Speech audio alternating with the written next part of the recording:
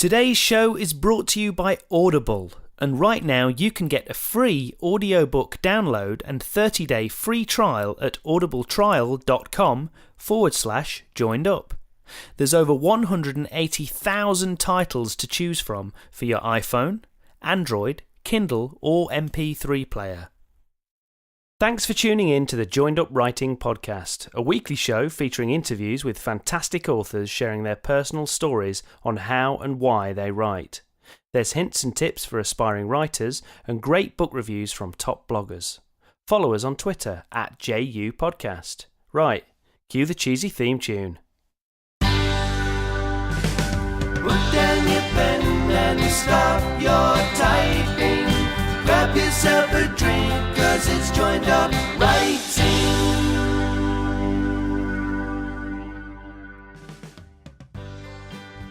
Hello and welcome to the Joined Up Writing Podcast, where a little procrastination goes a long way. I'm Wayne Kelly, it's episode 64, and we've got an inspiring conversation with Rachel Amphlett today, indie author of the Dan Taylor Espionage series, the K Hunter crime series, and loads of other standalone projects as well. Her output and work ethic is amazing, and she gave me a fascinating insight into her characters and her own writing process. We'll also take a quick break for Book Bloggers Corner, featuring me this week. Sorry about that. I wouldn't really describe myself as a book blogger usually, but I really wanted to tell you about a brilliant debut novel just released by Obliterati, the small press set up by previous guests M.W. Leeming and Nathan O'Hagan. Before all that, the usual check-in with my own writing, with work continuing on the second draft of my crime novel Safe Hands. So this week I finished the new chapter between Mickey and his estranged son, but I also spent loads of time editing other chapters and continuing to refine the structure of the book.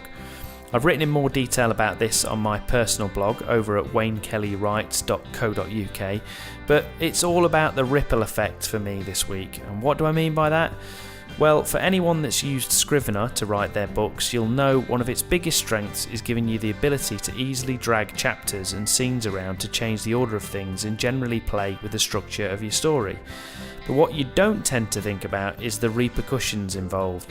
Honestly, I feel like I'm involved in a remake of Back to the Future or 12 Monkeys this week, thinking about how one change to an event in the past will ripple down through time, changing everything in the present.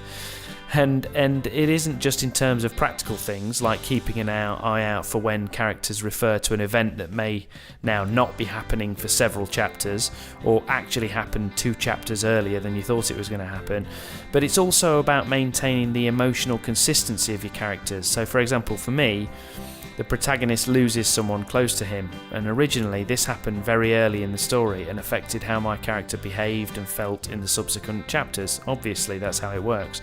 But after analysing my structure, I realised that this would have more impact later on in the book. So now, all the chapters in between need to be tweaked to reflect that change in Mickey's emotional state.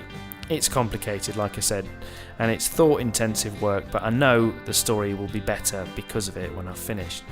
And this is just one of the reasons that many authors plan their stories meticulously before starting to write the novel. Today's guest, Rachel, has got her own way of approaching it, and we do touch on that in our interview. But what about you? How do you approach structural changes to your story? Do you use Scrivener in the same way that I've talked about? Maybe you do all the grunt work before you even get started. What sort of issues have you faced during the editing phase? I'd love to hear about it, so let me know in the comments at joinedupwriting.co.uk or tweet us at JUPodcast. Right, you don't want to hear any more about my problems, so let's crack on with today's interview and hear from Rachel Amphlett. So Rachel writes crime fiction and spy novels, most notably the Dan Taylor Espionage novels and the Detective K Hunter series. Originally from the UK and currently based in Brisbane, Australia, Rachel cites her writing influences as Michael Connelly, Lee Child and Robert Ludlum, amongst many others. Before turning to writing, Rachel helped run a pub, played guitar in bands, worked as a TV and film extra, dabbled in radio as a presenter and as a freelance producer for the BBC, and she also worked in publishing as a sub-editor and editorial assistant. Her latest book, Hell to Pay, is released on November 16th, 2017 and is available from all the usual online retailers. So here's the chat we had back in September. Okay, good morning, Rachel, all the way from Brisbane. You are now officially our longest distance guest, beating, I think it was Angela Ackerman from Canada, so I think you're quite a bit further than that. So good morning, thanks for joining us so early. I know it's only 6 a.m. in your part of the world. How's things? Very well, and thank you for having me on the podcast. It's bright and early, as you say, this morning. The sun's out, and it's already looking like it's going to be a very hot day, unfortunately. So it's quite nice to be sat in the cool of the office talking to you first thing. Nice, yeah. Well, it's nice and dark and cold and wet here, but I'm sure you don't miss that from your days in the UK. Not too much, not unless I'm in a pub with a roaring fire. Well, thanks for joining us anyway. So why don't you start off by telling us a little bit about your new book, which I believe is the next in your Detective K Hunter series. Tell us a little bit more about that particular book and about the series in general for people that don't know. Okay, so the Detective K Hunter series itself is set in Maidstone in Kent, where I lived for 2 or 3 years before emigrating, and it just felt right to set it there. I could sort of anchor myself within the town and know a lot of the places around it and the villages and things like that. And for me, it was equally important that it not just be about my lead detective, but there are a cast of characters around her. It's very much a team effort.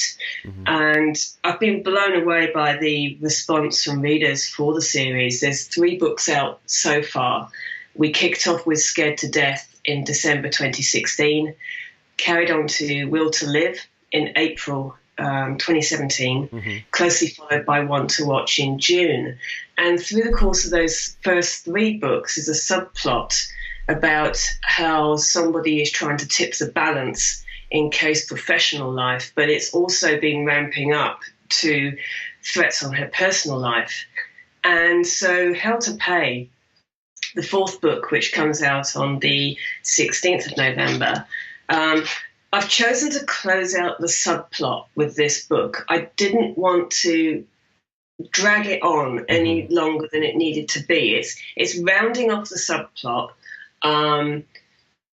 and it's not going to go too well for Kay in this one. I think the ending's going to quite shock readers. I think it's going to be one of those ones where I get emails from readers complaining that I've kept them up until 3 a.m. or something. So heads up, people. You've got it on your Kindle by now. Don't start reading the end after 10 o'clock at night, because I don't need the grief from the emails. I'm hoping that people will enjoy it. I mean, Kay is coming up against her enemies head to head in this one, and I realised writing it that the theme in this is more, it's about obsession. It's Kay's obsession with justice for what's being done to her, and it's her enemy's obsession with her trying to stop her. And it doesn't end well. Right, but no spoilers, but it's... No spoilers, yeah. But do not start reading the last half of the book at 10 o'clock at night, please. You're going to be annoyed. So tell us a little bit more about Kay, the character, sort of where you came up with the character, and a little bit more about her. I know she's kind of got this, like, as you say, this kind of hidden past that you're kind of revealing over a period of books. Yeah, when I started developing the series at the beginning of 2016, I read a lot of interviews with people like Val McDermid, Peter Robinson, Ian Rankin, Peter James, and it was like going back to school about how to capture people's imaginations. And there was also an interview with Val McDermid and somebody else on A Stab in the Dark, Mark Billingham's podcast. Mm-hmm. And they were talking about how female detectives and female characters particularly have to depend on their wiles rather than their strength. So I was taking all this on board, and then I decided outright that I wasn't going to have a detective with a damaged home life or anything like that, because I felt that it had been overdone. Mm-hmm. And it's very hard to invent something new when it's been used. You know, it's a plot device that's been used so many times. So I wanted to give Kay a pretty stable home life, but I wanted it to be humorous as well, to give readers that light relief from some of the dark topics that the series covers. And so Kay's husband is a vet, And often her life is disrupted by what he brings home to look after. And Scared to Death, it was a snake. And it's gone on with the different animals that tend to come home for a little bit of extra T&C. Kay herself, I don't like using the word strong when describing her character. I find that she's resilient, that she's had anything but the kitchen sink thrown at her. But her sense of justice prevails, and she really cares about, her team and those around her. And when you were coming up with the idea, obviously you mentioned it kind of harked back to where, in terms of the location and things, to where you lived originally.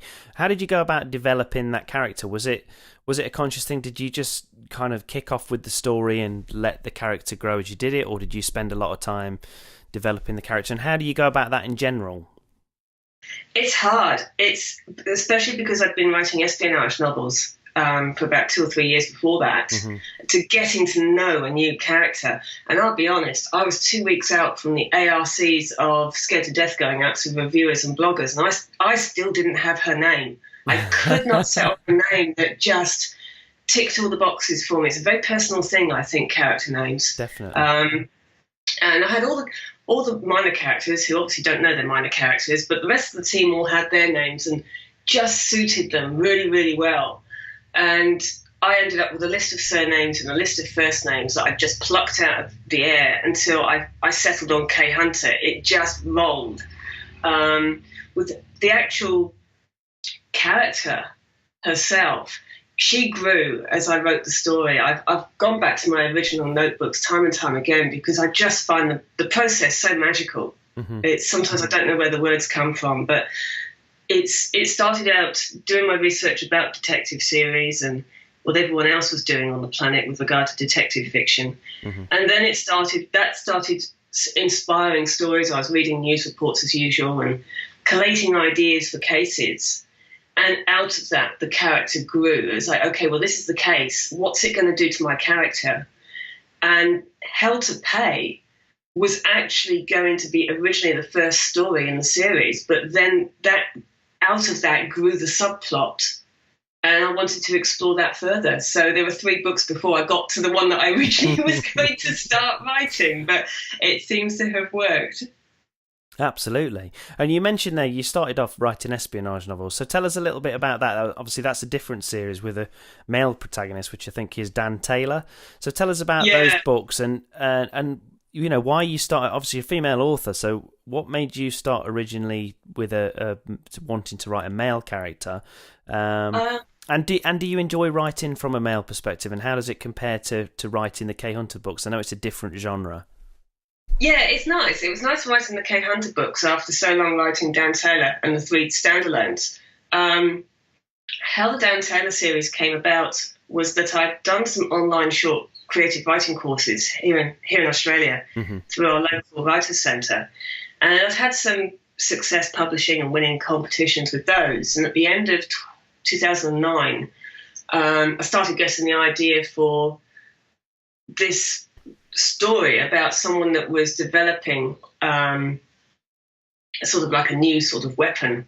And I needed a character, a good guy to stop him. Now, I grew up on books like, my granddad gave me The Eagle Has Landed by Jack Higgins to read when I was about 12 or 13 years old. So I read all of those, Dick Francis I read Frederick Forsyth, Len Dayton. I grew up on the spy novels as well as the crime fiction and enjoyed writing that sort of stuff at school. And so Dan Taylor I sort of delved into that character more over 2010 as I developed White Gold as a novel. And I really just wrote that for me, that first book. I stuck it out there on Kindle, didn't really know what I was doing, wasn't marketing it, wasn't really doing anything to sell it. But then it started selling, and then I started getting emails from people saying, when's the next in the series coming out? And suddenly I had this series on my hand that I hadn't started out with the intention of writing. And so over the course of the next year, I wrote Under Fire, the second one, and really, really nutted out the character in that. I can see the jump myself as a writer between the 2 books. And so, the series developed. I just got to writing the fourth one, Behind the Wire, and published that in May 2016. But by then, the K Hunter series was knocking at my brain. And so, yeah, I've enjoyed writing the espionage stuff. I really do, equally as much as the K Hunter stuff.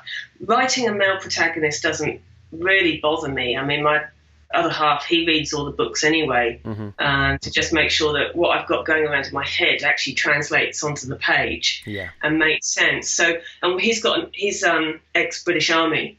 So, and I surround myself with experts in those fields. I had an ex-bomb disposal expert read the first 2 Dan Taylor books for me, from a technical perspective. So I think as long as you do your homework and you really empathise with your characters, it doesn't matter whether they're male or female, you can write them. And it's obvious, I mean, maybe people that are not familiar with you yet, or haven't, been fortunate enough to read your work yet or whatever, but from listening to the podcast, they're probably going to think by now, oh my God, she's really prolific. Your release schedule, you're talking about, well, this was December and this was March and this is April and then I've got this one coming out, whatever. So for people that don't know, I'm guessing you're independently published, and that's, you mentioned you put your first book out on Kindle. Tell us a little bit about that and how that evolved. Was it initially, when you put that initial book out, White Gold, was it a case, well, you just thought, well, I'll just throw this up there and see what happens? And then tell us, like, how you kind of, because you've obviously embraced the world of independent publishing and you've made a real success of it. So tell us a little bit more about that. Yeah, with White Gold, I did walk it around a few agents in London, mailed it off to them. Still used post in those days, rather than agents back when. And also to a couple of publishers here that were accepting manuscripts direct. Unfortunately, back in 2010, when I was hawking it around at the beginning of the year, vampires were big that year, and nobody was interested in a female Matthew Riley, as one publisher termed me. But it was great because I did get a couple of agents in London who were very, very complimentary about my writing and sort of said, look, the market's not there for it, but, don't give up. Here's some pointers what to do with your book. Off you go, sort of thing. And then out of the blue, and I cannot for the life of me remember how, another mystery author here in Australia emailed me out of the blue and said, "Oi, have you heard about self-publishing? And, here's what you need to do." And she even set up my Goodreads page for me because I hadn't even done that. And I sort of fell into the indie world. But I really like the business side of it as much as the writing. And I say to people, when you're indie, it's 20% of it is the writing and 80% is the business. So a typical day for me, I went full-time as a writer August 2017, last month as we're recording this.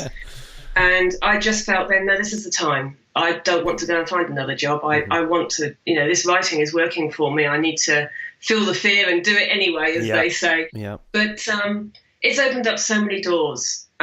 Making the effort to fly over to Bristol last year for Crime Fest was the big one. I think people really sat up and realised how serious I was taking this writing malarkey to get on a long haul flight for a crime fiction festival. And out of my journey to date in 2014, I was approached by an Italian publisher for the Italian foreign rights to White Gold. And earlier this year, I signed a 4-book deal with Lucifer Verlag in Germany for the entire Dan Taylor series to date. So I've sort of merged from being an indie to what they call a hybrid, that I've got a foot in both camps. It's good. It's the industry is changing all the time. It's a really exciting industry to be in. The most important thing is to just get your head down first thing in the morning and hit your word count before you go and get distracted by something else. Well, absolutely, and obviously you mentioned then, and you're not the first person that I've heard say something similar about the business side of things, and that you've got to really be prepared to graft and be not just graft, but be comfortable with that side of things as well. Obviously, I listened to Joanna Penn, who's coming on the show soon as well. I know you've done interviews with Joanna before, and she's really pushes that side of things as well. But just listening to the amount of stuff that you've put out and seeing the quality of it and everything else. How from a time management point of view, how do you find time to pump out so many words and do that other side of it. I mean, even if you weren't doing that other side of it, it's still a pretty prodigious output. So, is it literally just you just get your head down and you just put lots of time in? Do you work quite fast? What's your kind of secret there, if there is one? I think the only secret is bum in seat, which sounds really boring, but even when I was working full-time and then I dropped to part-time, the minute I got on the train, it's a half an hour commute into the city from where I live on the northern outskirts of Brisbane. And since 2014, what I've done when I've got on the train at 6:45 in the morning is I find a quiet corner, open up the laptop and I write. And I do the same when I come back if I haven't hit my word count. Now, what I do, I have a business and marketing plan for every calendar quarter. I used to do it for every year, and that lasted for about 2015. And at the beginning of 2016, I realised because things change so fast, I think the key word is you have to be agile. You have to, but you mustn't get distracted from the writing output. So what I do, I have a basic Excel spreadsheet that acts as a production schedule. So I sort of project manage myself. I know to maintain my visibility, if you don't create, people forget about you. So I have a minimum of 3 books a year, and I then factor that into the spreadsheet. I've got along the top, I've got January through to December. Down the side, I've got what I need to do from finishing the first draft, doing my edits, getting the books out to beta readers, getting them to my editor, ordering the cover, and launch. And I've fanned that out through that spreadsheet production schedule for the 3 books over the course of the year. So Hell to Pay is my 3rd book out this year, but because I lost my job in August, I've had a 3-part espionage novella series sitting on my desk for the last 2 years that just got waylaid because of the popularity of the K Hunter series. So I'm actually bringing those 3 novellas out weeks 1, 2 and 3 of December this year. So I'll actually have 6 books out this year, which is crazy. But it just means I'm already looking at my production schedule for 2018 going, great, I've got all that out of the way. I've now got room for 2 K Hunters plus something else. Yeah. So is that so your kind of normal, in inverted commas, normal year for you is, or you at this stage anyway, you think is like 3 books a year, would you say? That's a minimum. That's pretty impressive, though. That's still pretty impressive. And obviously, as you say, for people that are not that familiar with the world of indie publishing, obviously you're talking a lot of the stuff that you're talking about there. For people that are outside of it and think, self-publishing, you're probably going to do your own cover and you're going to be doing all your own editing and you're going to be. But obviously, from what you've said there, although it's independent publishing, you've got this team around you that you've kind of put. So tell for people that don't know, give us an idea. You touched on some of it there, obviously, but just looking at your books, it's obvious that there's been a lot of time and effort and professionalism put into things like the cover art, say, for example. Yeah, definitely, and it's why I kind of push back against the term self-publishing. It's indie publishing because you don't do this on your own. You do have a team around you, but it's once the writing is done, it's your job to manage that team. So I work from the point of view, the first thing I will do when I finish the book and I know it's got legs is work with my cover designer to put together the cover. And I typically go through the subgenres of my categories online. I find out from, on Amazon, find out what sort of colours and fonts are trending and things like that. The green and the gold colours that we went for One to Watch, book 3 that came out in June, those colours were very, very popular at that time. And with Hell to Pay, we've gone for the pale blues and the red writing, and that's very on trend at the moment. So I'll do all that and send some examples of other books I'm trying to emulate, but I'll also find some images that I like the look of that try and give my cover designer as much information as to what's going on in my head. But we've worked together now for 2 years, and it's brilliant. It's great working with her because she just comes back and straight away we're like, yes, that's it. You're on the same page, yeah. Off we go. With my editor, I've pulled back now that mostly what I do, I don't have a structural editor or anything like that. It depends where you are in your writing career as to how much guidance you need. my editor now does a line edit, so my grammar's not my big thing. I'm always getting commas in the wrong place, but I've just decided I'm not worrying about that. That's what I pay my editor to look for. Yeah. I also have experts on hand in everything I do. I've got about 4 ex or serving police officers that help me with procedural matters. I've got my bookshelf is heaving with information that I've been given and pointed towards over the course of writing my books, and the same with the espionage stuff. I have a card file sort of in my experts that I have on hand, and you're basically project managing all those people, making sure that it all hits the dates, not flapping about, giving yourself enough space that you don't panic at the end of your deadlines. I don't do panicking. I panic about whether the book's good enough about a week out from publication date, and I freak out. And that's kind of scary, waiting for the first reviews to come in. Once the first reviews come in, I relax a bit and concentrate on the next project. But it's like my editor, my cover designer, they knew back in September that they're going to get their next job in January, sort of thing. So it's keeping people up to date with what the plans are as well, and treating them as a cohesive team. Absolutely.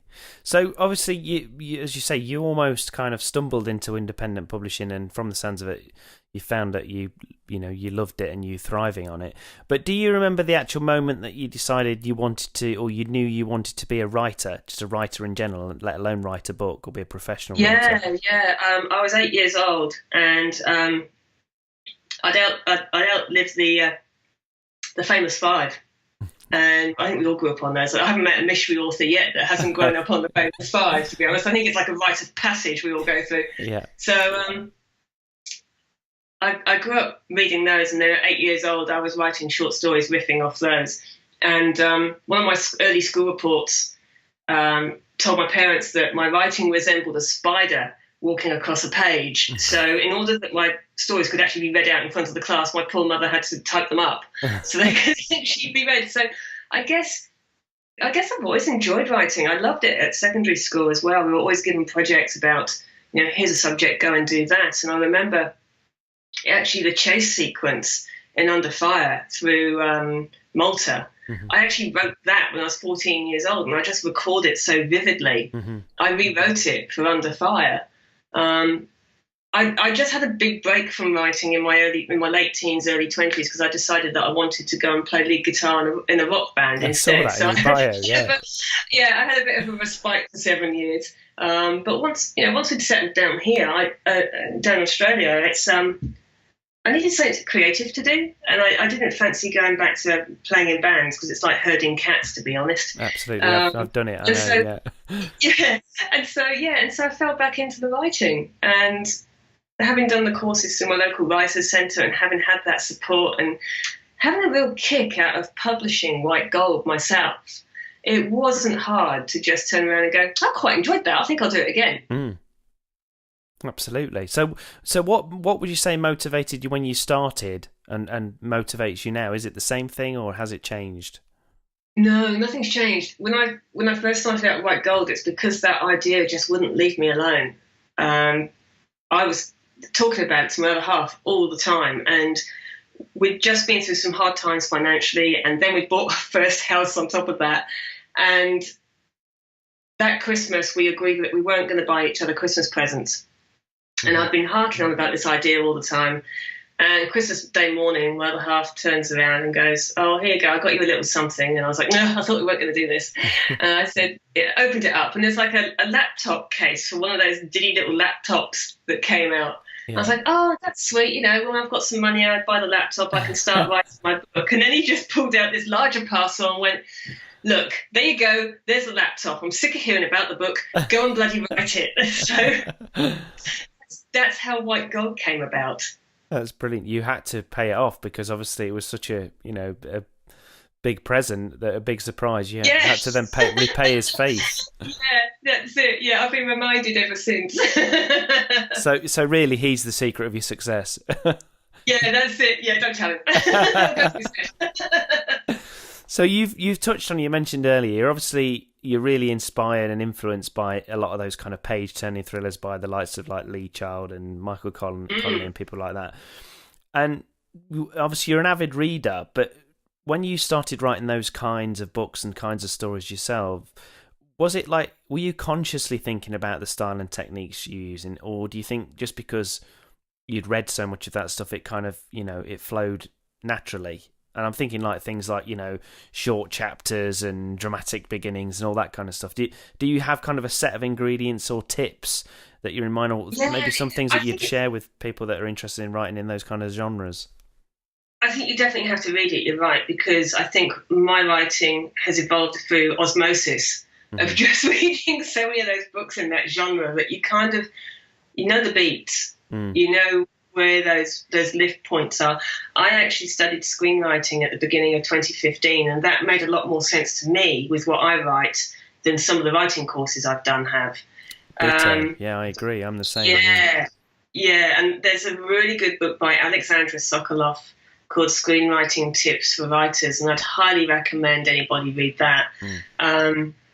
But essentially, I divide my books into 5 acts, and there was an interview that when I was researching and learning about crime fiction more, to step away from the espionage fiction a bit, writing the Kay Hunter series, there was an interview with Peter James, and he said, you've got to, at certain points through the books, you've got to have that gosh, wow moment where readers go, well, I didn't see that coming, and they turn the page. Yeah. I do think short chapters are key to that. I don't, I always split a chapter with a scene. I think it's important. Also, people are busy. We're in a busy world, and if people are on a train commuting, they're short chapters so that they can read a few in between. Getting the kids fed, going to work. We all try and sneak in a couple of chapters before we go to bed, before we switch the lights out, sort of thing. And so it's my own experiences with my own reading habits as well that have gone into these books, and the way that they're constructed. Yeah. And that's kind of what you found. And are there any other particular things that you sort of tend to think about? Maybe it's when you're doing your second draft or whatever, and you're going through and you think, actually, I need to work on that, or that's not as tight as I would like it. Are there specific things that kind of jump out to you as you're rereading your work? Yeah, I actually really enjoy the editing. The writing the first draft is always fast. I try to do that within about 12 weeks, just because I feel that if I don't, I lose that sense of urgency in the story. So on the second draft, I used an analogy the other day when I was chatting to someone, and I said it's almost like your first draft is a sketch, and when you go back and start editing, that's you colouring in. Yeah. That's putting the flavours into the writing. So on my second draft, I'm looking for where I need to pace it better. So where do I need some slow moments? Because it can't all be fast-paced. You've got to let your readers come up for air. I look for opportunities to do that. And obviously, the way I write, I see scenes in my head as if I'm remembering watching a film, if that makes sense. Yeah. So obviously what I'm seeing in my head doesn't always translate that well onto a page. So it's things like that I'm looking for. Can I explain this better? Can I slow this down without slowing the pace overall? Does this scene need more colouring in? And it's using that 5 senses thing, especially smell. I think is a very important sense to get into your writing. And it's easy taste. To forget as well.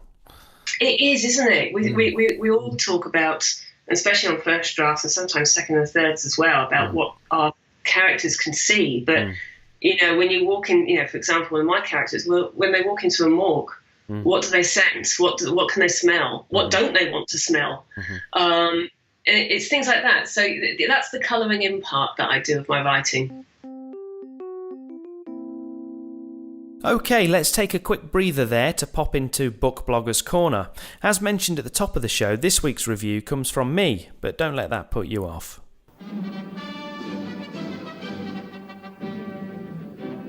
This is the BBC Book Bloggers Corner.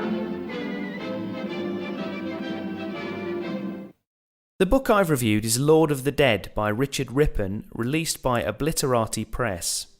As soon as I read the blurb, I had a feeling this book was going to be up my street. A woman's body has been found on the moors of Northumberland, brutally murdered and dismembered. Northumbria police enlist the help of unconventional psychologist John Atherton, a decision complicated by his personal history with lead investigator Detective Sergeant Kate Prejean. All of which leads to a page-turning hunt for the serial killer known as Son of Geb. So Prejean and Atherton are skillfully drawn and realistic characters. Atherton suffers from cerebral palsy, but his condition's treated in a subtle, believable way and is just another trait in what is a complex and compelling character.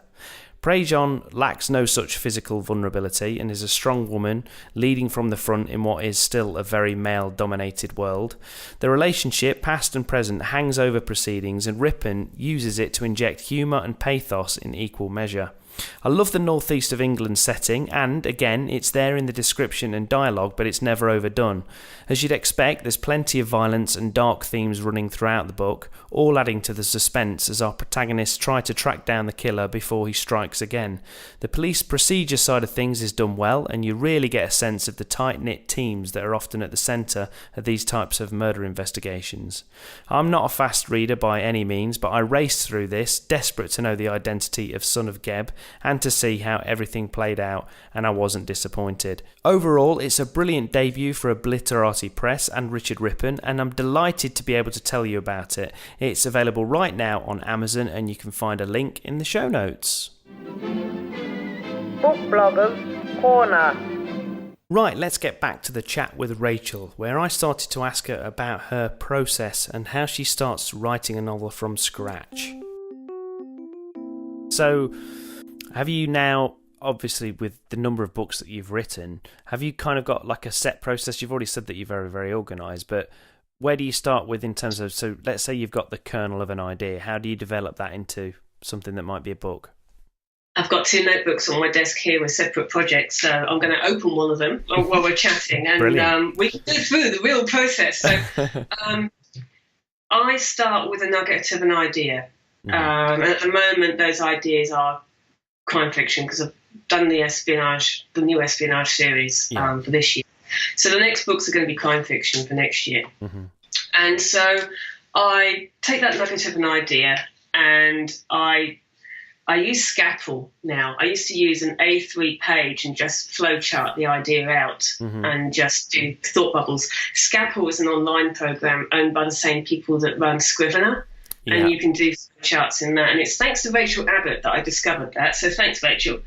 And then I'll sort of go through that flowchart and say, well, that's the story. That's the guy who's been murdered. That's the, maybe there's, what's the motive? Okay, that's the motive.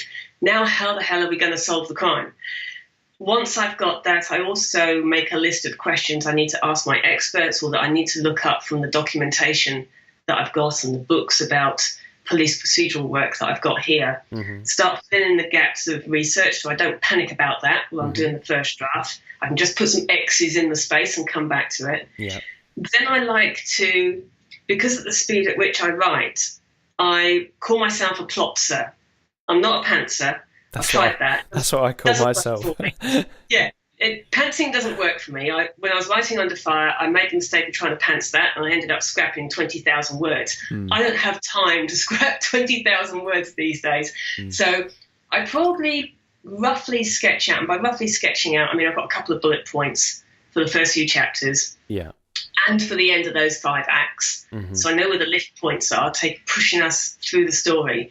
And then the rest of it, I pretty much let my characters have free reign. The scaffolding around them just allows me to keep them on track. You don't go after them with a baseball bat. And that's pretty much it. And then I just have fun with it. I just get my head down and write. But I find that having that basic framework stops me from sitting in front of the computer of a morning and going, I don't know what to do. Because that at this level, I shouldn't be doing that. I have to create words every single day. And what sort of, you mentioned earlier, like a word count. Do you have a set word count target that you go for every day, or does it depend on the project?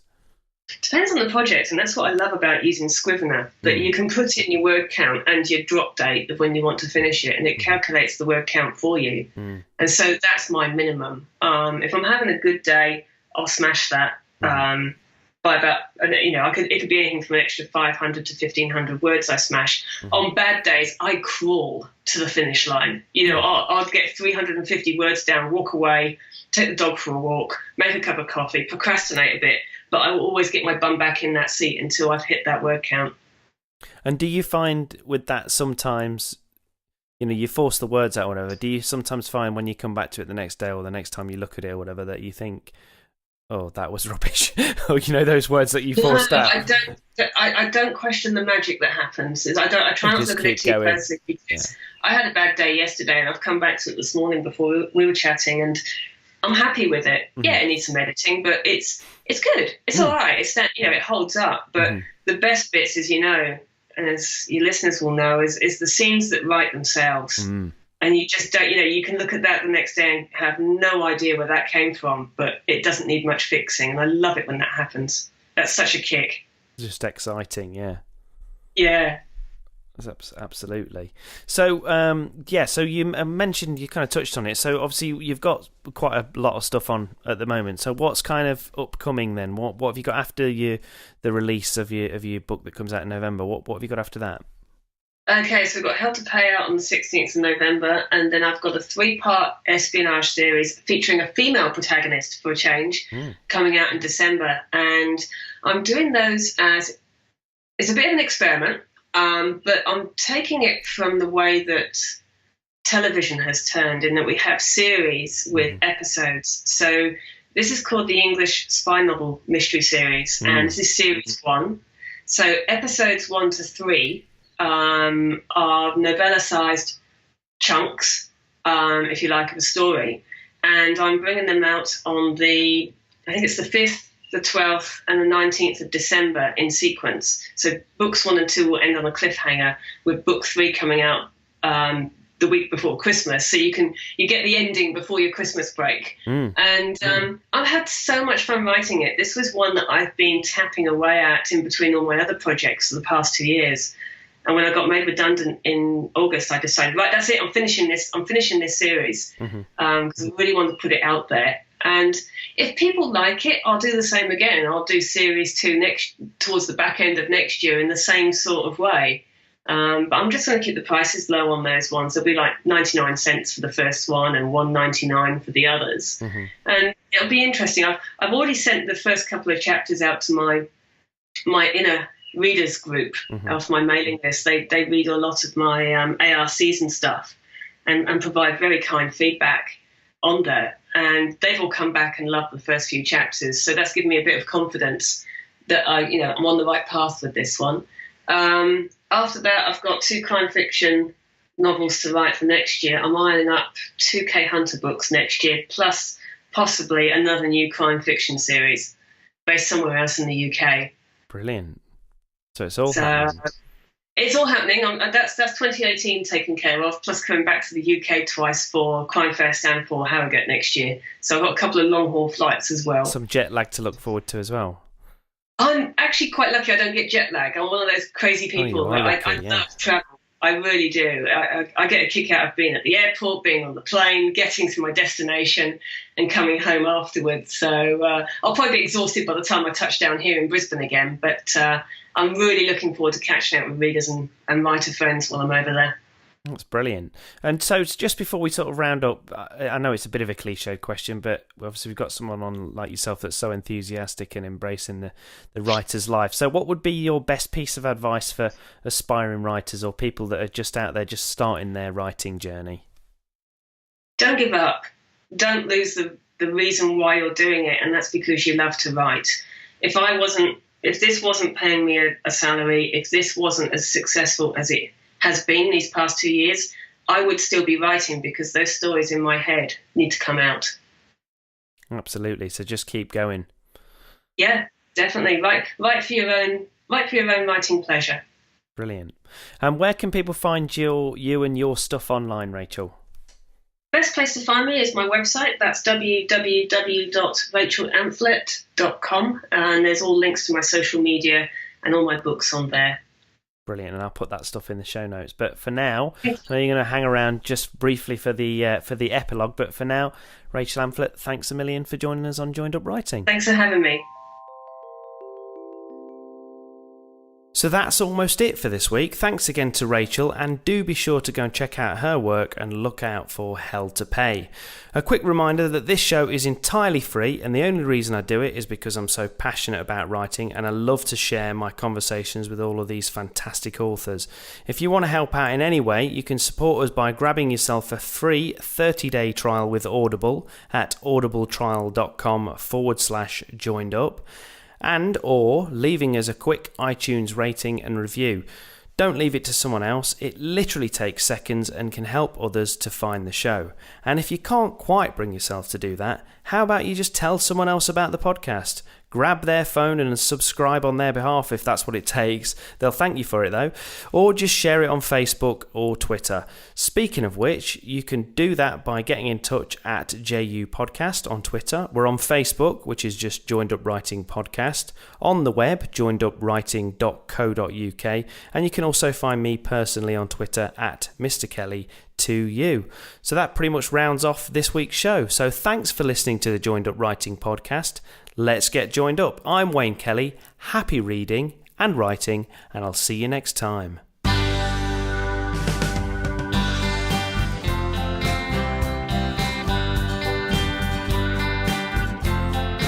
Joined up, right?